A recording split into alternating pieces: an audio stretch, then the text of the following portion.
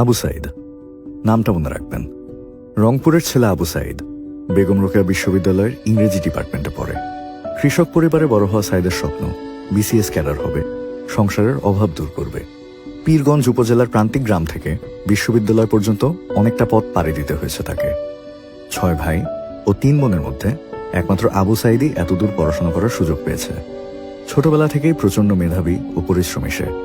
Class 6 থেকে ভার্সিটির খরচ পর্যন্ত নিজের টিউশনির টাকাতেই করেছে সব। বিশ্ববিদ্যালয়ে ভর্তি হওয়ার পর থেকে মাথায় একটাই চিন্তা, সরকারি চাকরি করে বাবার কাঁধের ভার কমাবে। বিশ্ববিদ্যালয়ের হলে থাকলে লেখাপড়া হবে না ঠিকমতো, রাজনীতি করতে হবে। তাই কষ্ট করে হলেও চাচাতো ভাইয়ের সাথে মেসে থেকেই পড়াশোনা, ক্লাস আর টিউশনি চালিয়ে যাচ্ছে একসাথে। 2024-এর জুলাই মাস, দেশ জুড়ে চলছে কোটা সংস্কার আন্দোলন। তাতে অংশ নিচ্ছে আবু সাইদও। বেগম রোকেয়া বিশ্ববিদ্যালয়ের অন্যতম সমন্বয়ক সে।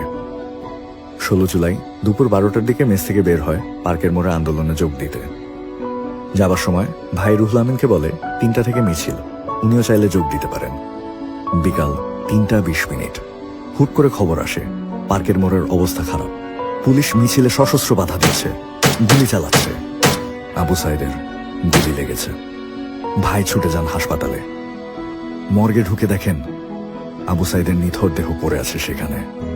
নিজের বিশ্ববিদ্যালয়ের সামনেই নিরস্ত্র আবু সাইদের উপর গুলি চালিয়েছিল পুলিশ।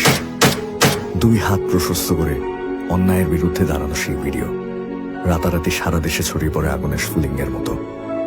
দেশের সব শ্রেণীর মানুষ ক্ষোভে ফেটে পড়ে।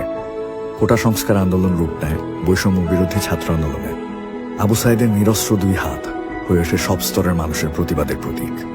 আবু সাইদ স্বপ্ন দেখত একদিন তার পরিবারের ভাগ্য বদলে দেওয়ার। সে স্বপ্ন পূরণ হয়নি, তবে তার মৃত্যু পুরো দেশকে দেখিয়েছে একটি নতুন স্বাধীনতার স্বপ্ন।